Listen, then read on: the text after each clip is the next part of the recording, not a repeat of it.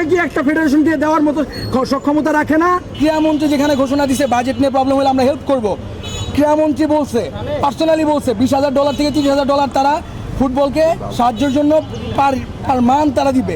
ওই কোচকে কেন তারা কি উদ্দেশ্যে আনতে চাচ্ছে এটা আমরা আসলে আমাদের কাছে এই জিনিসটা ঠিক ঠিক যখন কোনো কোচ এজেন্টের মাধ্যমে আসে, এজেন্টকে তার বেতনের 3%, আমি আবারও বলতেছি, উল্লেখ্য আছে 3% টেস্ট তাকে সেই এজেন্টকে দেওয়া লাগবে। আমাদের এর আগের যে কোচ ছিল হাবিয়ার ক্যাবরা, আমি খুব যতটুকু জানি তার বেতন ছিল মান্থলি $13,000, ঠিক আছে? প্রত্যেক মাসে জনগণের কাছ থেকে ভিক্ষা করে $1 লাখ এনে দেবো। প্রথম থেকেই দেখছি কোচ নিয়ে যে তালবাহানা চলতেছে। প্রথমে ডেট দেওয়া হলো 10 থেকে 15 তারিখের মধ্যে একটা ডেট আসবে, 2-3বার ডেট চেঞ্জ করার পরে কোলম্যান থেকে শুরু করে বার্নস্টোকের মতো নামি দামি কোচ আসার পরেও, বাজেট থাকার পরেও, ক্রীড়ামন্ত্রী যেখানে ঘোষণা দিছে বাজেট নিয়ে প্রবলেম হলে আমরা হেল্প করব, ক্রীড়ামন্ত্রী বলছে, পার্সোনালি বলছে $20,000 থেকে $30,000 তারা ফুটবলকে সাহায্যের জন্য পার মান্থ তারা দিবে। এরপরও ফেডারেশনের হাতে $20,000 থেকে $25,000 কোচ আনার ক্ষমতা ছিল। 20,000 আর দাবি ক্রীড়া মন্ত্রণালয় থেকে 20,000, 30,000, $50,000 থাকার পরেও আমরা কেন $10,000 মানের কোচ কেন আমরা ফেডারেশনে নিয়ে আসবো? আচ্ছা, এখানে একটা বিষয় ধরেন, টাকাটা একটা বড় ফ্যাক্টর, কিন্তু পাশাপাশি ধরেন আমরা যে কোচ নিয়ে কথা বলছেন, মূলত টমাস ডুলির কথাটা বেশি। তো টমাস ডুলির যে ব্যাকগ্রাউন্ড হয়তো ওদের ওই মানে না, কিন্তু টমাস ডুলির যে স্ট্যান্ডার্ড, তাতে তো আপনারা কি মনে করেন যে এই স্ট্যান্ডার্ড মানে কোচ বাংলাদেশে চলবে না এরকম কিছু? দেখেন, প্রথমত হচ্ছে বাবুকে যে সার্কুলার দিয়েছিল প্রথমে, ওই সার্কুলারে স্পষ্টভাবে বাবুকে বলছে যারা কোচ নিয়োগের বা কোচ বাছাইয়ের কার্যক্রমের সাথে জড়িত যারা, তারা বলছে যে 60 বছরের ঊর্ধ্বে যারা আছে তাদেরকে তারা বিবেচনায় নেবে না।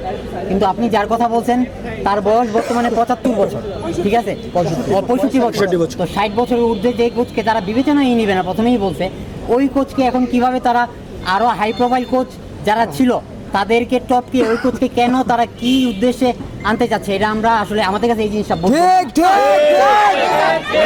আপনি যদি যার কথা বলতেছেন সে এর আগে যে দেশের কোচিং করাইছে ওই জায়গায় তার সাথে চুক্তি ছিল হচ্ছে $8,000। আমাদের কাছে আমাদের এর আগের যে কোচ ছিল হাবিয়ার ক্যাবরা, আমি খুব যতটুকু জানি তার বেতন ছিল মান্থলি $13,000, ঠিক আছে? তো আমাদের কাছে এবার 276 জন কোচের প্রোফাইল ছিল, এর মধ্যে থেকে বিশ্বমানের অনেকজন কোচ ছিল, যাতে মানে আমরা প্রথম দিকে শুনছি যে কোলম্যানকে বাবুকে নিয়ে আসতেছে, ঠিক আছে? তারপর কি এমন হয়ে গেল আর হঠাৎ করে বাবুকে কেন মানে মতামত চেঞ্জ হয়ে গেল, এই জিনিসটাও আমাদের কাছে বোধগম্য না। যে জায়গায় মন্ত্রণালয় থেকে সরাসরি বলা হয়েছে যে মান্থলি $25,000 দেওয়া হবে, এই জায়গায় $25,000। আমি যদি হিসাব করি ক্যাবরার এর আগের $13,000, 25 আর 13 হয় $38,000। এত বাজেট থাকা সত্ত্বেও কোলম্যান যে বাজেটটা চাইছিল, এটা কি বাবুকের পক্ষে দেওয়া কি সম্ভব ছিল না? সম্ভব ছিল। বাবুকে তো এখানে ধরেন একটা বড় কমিশন এখানে দেওয়া সম্ভব না, যেহেতু তাদের ভাষ্য অ্যাকর্ডিং টু ডিএম যে এজেন্টের টাকা যেভাবে যাচ্ছে সেটা আসলে সিস্টেমের মধ্যে না, যে কারণে তারা ওই কোচ পর্যন্ত যায়নি, তার জন্য তারা পরের অপশনে গেছে। আচ্ছা, এখানে একটা ব্যাপার আমি একটু ক্লিয়ার করি। আপনারা জানবেন যে ফিফা থেকে একটা রুলস আছে, বা যখন কোনো কোচ এজেন্টের মাধ্যমে আসে, এজেন্টকে তার বেতনের 3%, আমি আবারও বলতেছি, উল্লেখ্য আছে 3% টেস্ট তাকে সেই এজেন্টকে দেওয়া লাগবে। টিটু গংরা কিভাবে তাহলে $26,000 যদি আমরা 3% ধরি কত টাকা আসে? তারা 10% এটা কিভাবে বানাইলো? প্রথমত কোশ্চেন এটা, 3%কে আমরা 10% কিভাবে নিয়ে গেলাম, এটা আমাদের প্রধান কোশ্চেন। যদি আমরা 3% ধরি তাহলে সম্ভবত 2 থেকে 3 লাখ টাকার একটা ইস্যুজ আসে। তো 2 থেকে 3 লাখ টাকা কি ফেডারেশনে দেওয়ার মতো যোগ্যতা নাই? এটাকে আপনাদের মনে হয় একটা কোচ এজেন্টের মাধ্যমে আসবে, মানে তাদের সেই এজেন্টকে মান্থলি 2 থেকে 3 লাখ টাকা দিতে পারবে না, যেখানে কোচকে আনতেছে 30 লাখ 40 লাখ টাকা মান্থলি দিয়ে 10% আসলে 3 লাখ টাকা আসে, তার মানে আরো কম আসবে, 1,50,000 টাকার মতো আসতেছে, আরো কম আসে 1 লাখ টাকার মতো। তো 1 লাখ টাকা কি একটা ফেডারেশনকে দেওয়ার মতো সক্ষমতা রাখে না? যদি এটা তারা না পারে, আমরা ফ্রেন্ডরা প্রত্যেক মাসে ফ্যান বেস প্রথম থেকেই দেখছি কোচ নিয়ে যে তালবাহানা চলতেছে। প্রথমে ডেট দেওয়া হয় রেড এন্ড গ্রিন আর্মি কথা দিয়ে গেল, যদি তারা সেই কোচকে আনে, রেড এন্ড গ্রিন আর্মি ভিক্ষা করে 1 লাখ টাকা তাদের কাছে পার মান্থ পৌঁছায় দিবে। এখন বাস্তবতা হলো যেটা, এখন তো কোলম্যানের সাথে অধ্যায়টা শেষ হয়ে আমরা হচ্ছে আসলে কোলম্যানের সাথে যে বিষয়টা শেষ হয়ে গেছে, কেন শেষ হয়ে গেছে?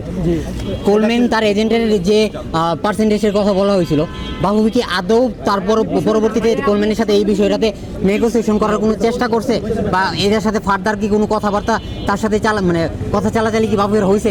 আমার মনে হয় না হয়েছে। আপনারা যদি তথ্য পায়ে থাকেন অবশ্যই আমরা এটা জানতে পারতাম আপনাদের বরাদ্দে। ওনারা জাস্ট একটা এক্সকিউজ খুঁজতেছিল যে কিভাবে এটা বাতিল করা যায়, জাস্ট একটা এক্সকিউজ ধরে এটা বাতিল করে দিছে। যদি এটা করে থাকে তাহলে এই মানে কোচ নিয়োগের সাথে যারা জড়িত, আমরা সবার আগে তাদেরকে এই জায়গাতে সরাইতে যাব। স্বচ্ছ নিরপেক্ষ যারা যোগ্য এই কাজের জন্য তাদেরকে এই জায়গায় আনা হোক। আর ডুলিকে মানে যে ডুলি, হ্যাঁ, যার কথা বলা হচ্ছে, তাকে তো আমরা কোনোভাবেই কোচ হিসেবে মেনে নিব না। আমরা ভাই আমাদের কথা হচ্ছে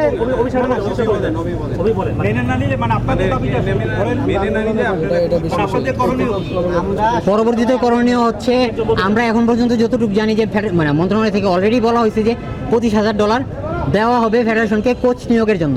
যে জায়গায় গায়ানার জাতীয় দলের কোচ থাকা অবস্থায় ওনার বেতন ছিল জাস্ট $8,000, বড় জোর ওনার সাথে $10,000 ডিল হতে পারে। আমি ধরে নিলাম 15,000, বাকি টাকাটা ফেডারেশন কী করবে? আমরা প্রয়োজনে মন্ত্রণালয়ের সামনে গিয়ে অনির্দিষ্টকালের জন্য অবস্থান নিব যে আপনারা আগে এটা বাতিল করেন, ফেডারেশন এই টাকাটা নিয়ে কোন জায়গায় কাজে লাগবে? এটা কি ওনারা খেয়ে ফেলবে? আমার তো মনে হয় এই জন্যই এই কোচটাকে ওনারা মানে